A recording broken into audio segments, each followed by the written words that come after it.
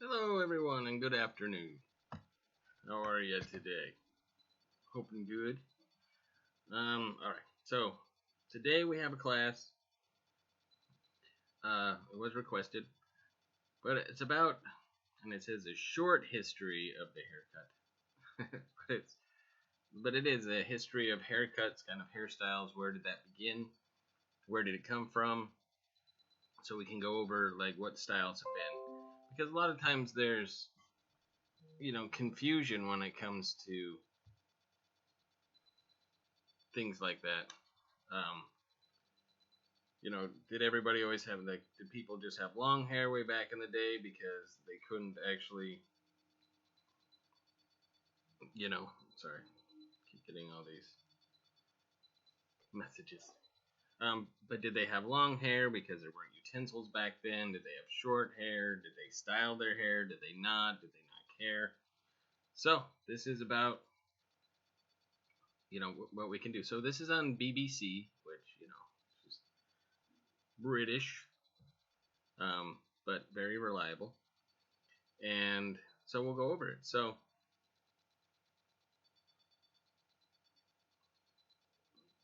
12 months ago, the thought of, and this is true, the thought of allowing an untrained member of our household to cut our hair would make some of us run for the hills. So, I'm guessing they're talking about COVID.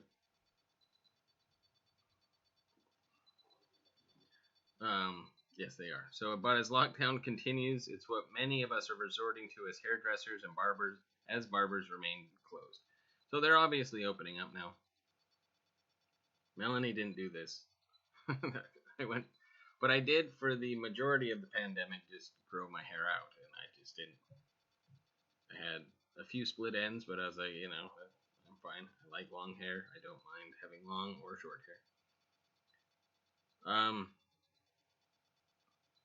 so and there was a quarantine cut for a while, and kind of seemed, and people got used to it. I did once ask a friend to trim my hair, and that didn't go over very well. They started trimming it. I let them get about halfway done, and I said, "Nope, cutting way too much of my hair off. I should have never done this. I knew it was a bad idea, and I just went around with half trimmed hair and would just pull it back and hope that it would grow back. And then one day I got it trimmed for real. But it is one of those things where I really don't like people messing with my hair unless I finally made the decision. Yes, I can do this. So the history of the hair, it's a fascinating history and a complex one. Just like today, the way we style our hair can hold a mirror to the times they were created. Styles like the ones, they say styles like the ones listed below. So shorter hair on men has links to the military, dating back as far as the Roman era. So the long and the short of it. So hair grows at more or less the same rate regardless of gender. But in much of Western Europe, men have tended to wear their hair shorter and less styled than women. Surprisingly, it's not clear why that's been the case, although it could simply be down to what was considered socially acceptable, at one point becoming a long-term social convention, which is one of the reasons that I did keep my hair long for a long time, just personal story, because it was not socially acceptable. I didn't care that it was socially acceptable. And I wanted people that felt they weren't acceptable socially to be able to feel like they could fit in, regardless of the length of their hair or the. I mean, it's a very arbitrary thing, if you ask me. Um, but it was a sign of rebellion at the time. But it wasn't for me. It was just no. This is what I want. I like the style. I do admit I do like short hair when it comes to the weather getting warmer. But other than that, I still really did like long hair. So, as far back as Roman times, it was popular for women to wear their hair long, with a distinct parting, usually in the middle or maybe to the side. But any man openly taking care of his lustrous locks was frowned upon. Roman soldiers followed suit by keeping everything short and manageable. But style is fickle. Eras came and went where lavish, lengthy curls on a man placed them on the upper tiers of society, and having it cut short was connected to the conformity of a military or even prison life. Exactly. That's how I felt. So, rocking the Ice Age. So, Rachel Gibson is a former web editor of Hairdressers Journal, a magazine for the industry published since 1882. She is also passionate about the history of the hairstyle, even running her own Instagram account on the subject. So BBC Bitesize spoke to her about how different hairdos, have existed for as long as humans have had locks to play around with, and what did they mean? So people having been styling their hair have been styling their hair since time began, she said, for the same reasons that we do today: practicality, decoration, tradition, or customs, and to show allegiance or involvement in a particular group or part of society. Hairstyles signify a huge amount. The Venus of Willendorf and Venus of Bresempuy, I don't know, two statuettes from the Ice Age dated at 30,000 BC, show evidence of hairstyling and braiding. In times of battle, Celtic warriors bleached their beards with line to intimidate the enemy, and in Japan, samurai warriors' intricate Krav style was designated to allow them to keep their helmets on during combat. So functional, all sorts, to intimidate people, whatever it is. People have been, depending on the time and the place, have been styling their hair since 30,000 BC. That's a long time. So keeping your wig on. One example of social rank exemplified by hair would be the towering wig worn by Marie Antoinette, the Queen of France, whose reign was interrupted in 1789's revolution. Rachel noted that Antoinette's wigs demonstrated very clearly this isn't someone who has to work for a living or move around a great deal. Daisy. Sorry. So Marie Antoinette's wigs were a sign of her elevated status. The same went for men, at least for a while. In the 1600s, military men in Europe wore their hair long and in a ponytail. Not only was it a striking look, it differentiated them from society's manual laborers and enslaved people in one glance. By the 1700s, wigs were fashionable for men too.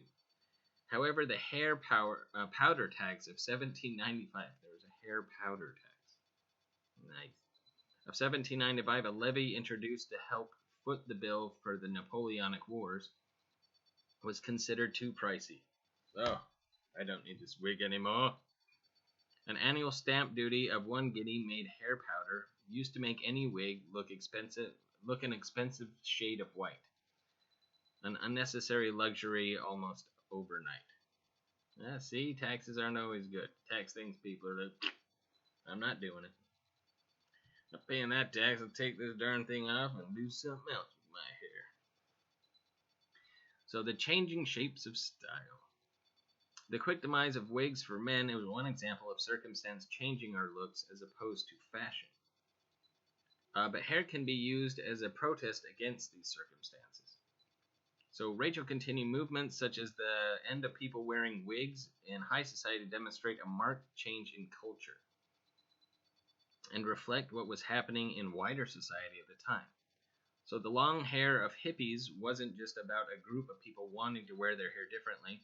It was about rejecting the ideals of a previous generation and opposition to the Vietnam War. Now, the 1920s were an important period for women's hair. So women took more control over their own appearance and lives, and that they rejected many of the conventions which society dictated was acceptable. The shorter bobbed cuts coincided with the rise of the cosmetics industry. When it became fashionable to imitate the look of actresses such as the film star Clara Bow. So the film actress Clara Bow inspired hairstyles in the 1920s. I don't know much about her. And I don't want to watch one of her films now. Just see what was so crazy. 40 years later, so 1960s, another revolution rolled along. In the 1960s, Vidal Sassoon introduced a variety of low-maintenance wash and wear cuts. At a time when women were becoming more liberated and pursuing their own careers, he was keen to introduce styles which didn't need hours under the hairdryer. Very smart, Vidal. So, Vidal Sassoon brought elements of geometry to women's hair with styles that required less maintenance. So, a lot of the kind of face shaping or framing and things like that, but very low maintenance cuts.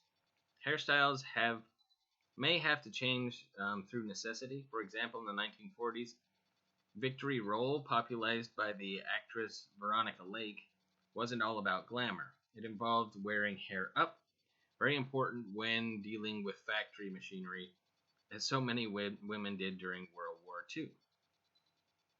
As we know, Rosie the Riveter. Rachel explained being able to create elegant styles brings a movement of hope and cheer into people's lives, which is why salons and home hairdressing techniques have continued to flourish even during challenging times. The pandemic is another one, as they say. Now, when the world wants your style. But then there's times when a certain cut can enchant the world. One example is the Rachel, as worn by Jennifer Aniston's character in this U.S. sitcom Friends. The cut debuted in a 1995 episode, and its inventor, stylist Chris McMillan, had people fly to a salon in Los Angeles specifically to get the same cut from him. Bizarre. But that's no thing. That's no new thing. People copied the Rachel just as others emulated the styles of kings and queens centuries before. Rachel said one of the key, not the character, but the person who knows all about the history of hair.